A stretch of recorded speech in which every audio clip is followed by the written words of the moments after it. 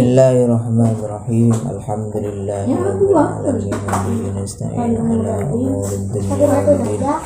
Wassalatu wassalamu ala asyrafil anbiya'i wal mursalin sayyidina Muhammadin wa ala alihi wa sahbihi ajma'in. Ba'du. Qala Syekh Musannif rahimahullah nafa'ana bihi wa bi ulumihi wa barakatihi wa asrarihi wa anwarihi wa ulumihi wa nafa'ana wa khalaqana Alhamdulillah. Ada 3. Al-Habib Abdullah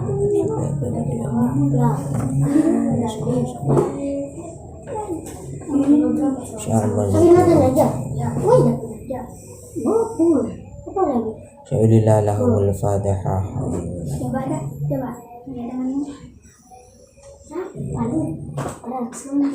Al-Fatihah. Al-Fatihah.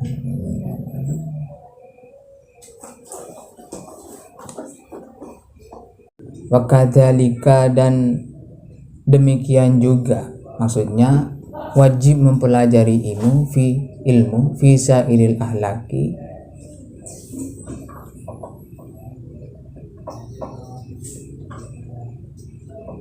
yaitu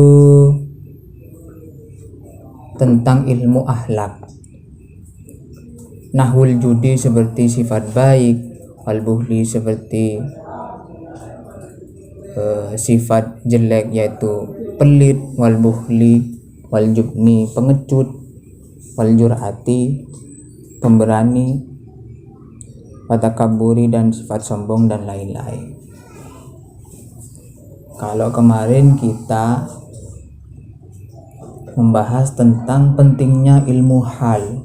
Apa ilmu hal? Sudah itu. Ilmu hal itu ilmu yang dasar, pondasi awal seorang muslim, seperti fikih, seperti akidah.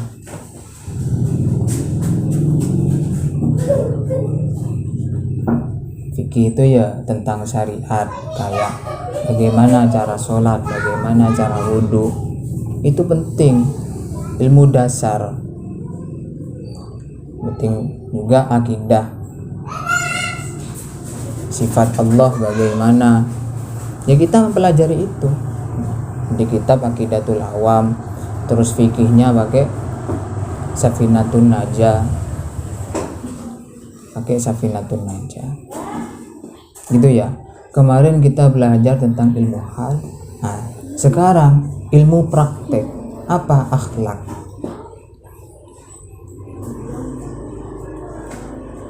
Akhlak itu apa?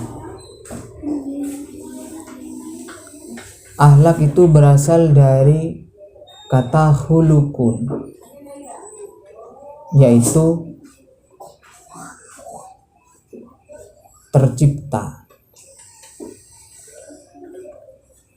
terbuat. Akhlak itu ada di dalam hati.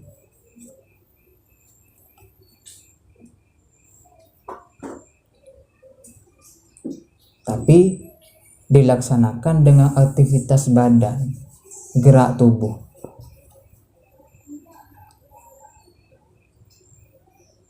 Tapi aslinya, awalnya itu akhlak berasal dari hati.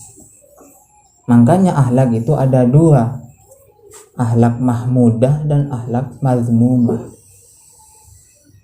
Akhlak mahmudah itu akhlak yang baik, akhlak mazmumah itu akhlak yang jelek. Nah, kok bisa jadi 2?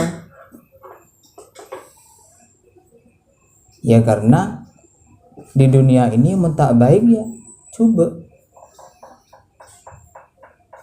mentak pahala ya dosa,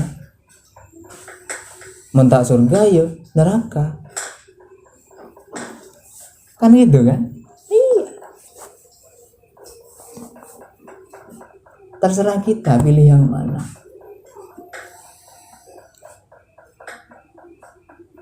Paham ya? Nah, ketika akhlak itu baik dan jelek,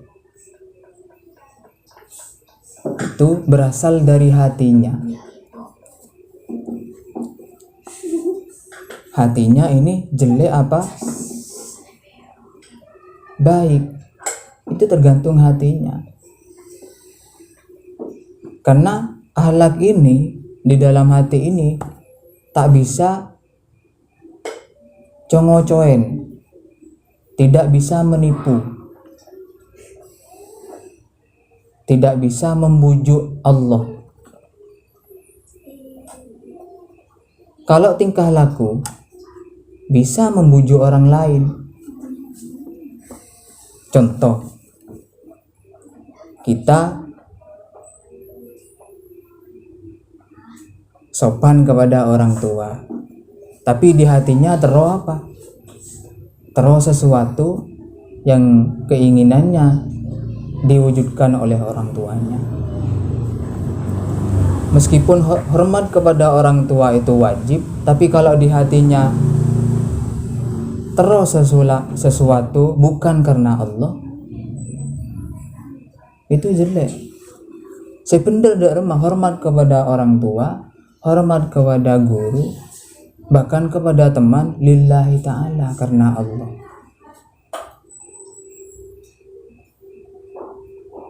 Semisal sekancaan semisal salah satu temennya bedese sogi, terus sekancana senang kepada dia karena dia loman, nyeberi. Tapi ketika dia tak nyeberi, dijauhi sama temennya, sama temennya, itu jangan heran. Karena apa? Senangnya kepada temennya, setia kawannya itu bukan karena Allah, tapi karena pesen, karena dia sering menyeberi. Ini jelek, akhlak yang jelek. Meskipun luarnya baik, setia kawan, friendly dan setia ya, friendly, bestie kan. Tapi mon benih karena Allah, coba gimana?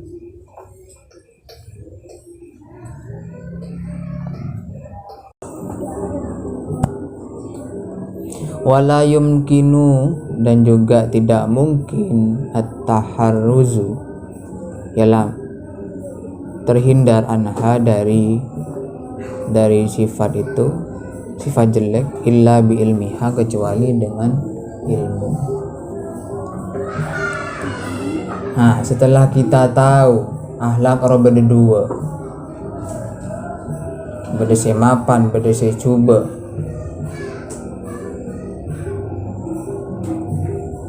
kita juga bukan hanya mengetahui tapi tenger, minimal kepada diri kita sendiri kudu tenger. Contoh, rak-parak bekto ngaji, semisal tarhim ngari ya,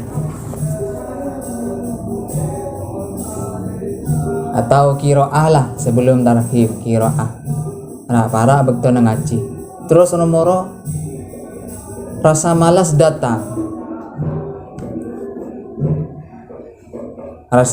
datang, terus setan membisikkan kemana-mana dengan rayuan, dengan godaan, dengan metedo kabur kan deh ya, bisikan setan, alasan ria. Nah, setelah kalian tahu kejelekan itu, kalian harus bisa memberi jawaban. Kalian harus bisa memberi jawaban kepada apa? Kepada akhlak itu atau permasalahannya sendiri.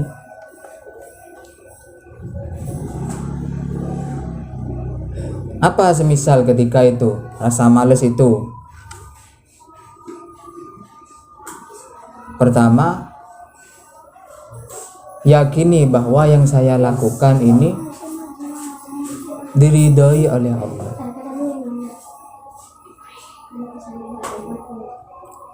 Yakini yang saya lakukan itu diridhoi oleh Allah. 2. Yang saya lakukan akan menambah amal baik untuk saya, sehingga apa? Saya aman kelak di akhirat.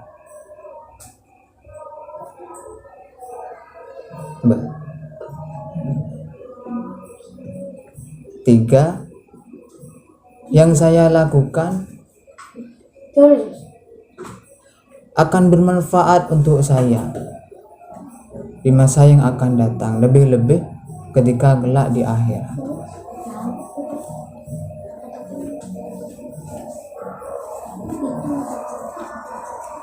Gitu ya, paham ya? Nah, itu ketika akhlak mazmumah, ketika akhlak jelek. Ketika akhlak jelek datang. Nah, terus ketika akhlak baik remah, kita sudah bisa melawan rasa malas tadi, sudah berangkat ke sini, sudah berangkat di sini, sudah duduk di sini, sudah mengikuti pelajaran. Terus selanjutnya apa? Apakah kita sudah aman? Tidak.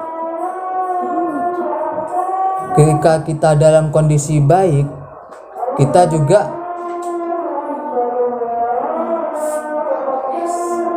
kadang diselewengkan oleh setan-setan dan tentaranya. Contoh apa? Kita merasa lebih baik daripada teman kita yang mungkin tidak masuk hari ini.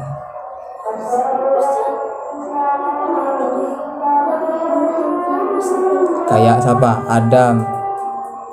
Terus saya masuk merasa lebih baik daripada Adam. Toh aslinya memang lebih baik karena apa? Ya punya catatan, terus mendengarkan penjelasan, memang lebih baik, tapi tidak boleh merasa lebih baik.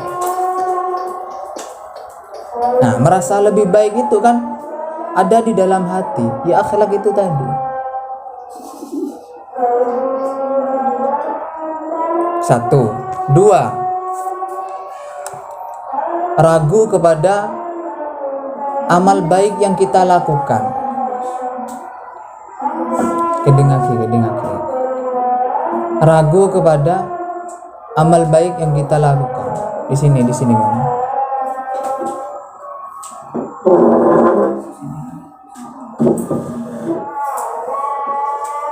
Ragu kepada amal baik yang kita lakukan. Contoh, kita sudah duduk di sini, sudah ikut belajar, ikut pengajaran, ikut ngaji, tapi hati kita romoro berubah. Masa sih ilmu yang saya pelajari ini penting? Masa sih ilmu yang saya pelajari ini diridhoi oleh Allah? Masa sih ilmu yang saya pelajari ini wajib? Muncul perasaan dari situ, bisikan hati dari situ. Nah, itu tidak boleh. Itu yang ketiga. Yang kedua, yang ketiga, ketika kita sudah dalam keadaan baik,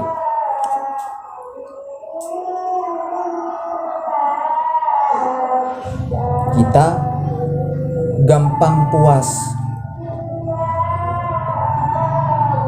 kepada amal baik kita. Contoh, mari belajar, mari nulis, mari ngedingaki, kita puas. PR tak kerja aki, suruh ngerjakan ini tak ngedingaki, suruh desa tak ngedingaki. Nah, itu penyakit itu.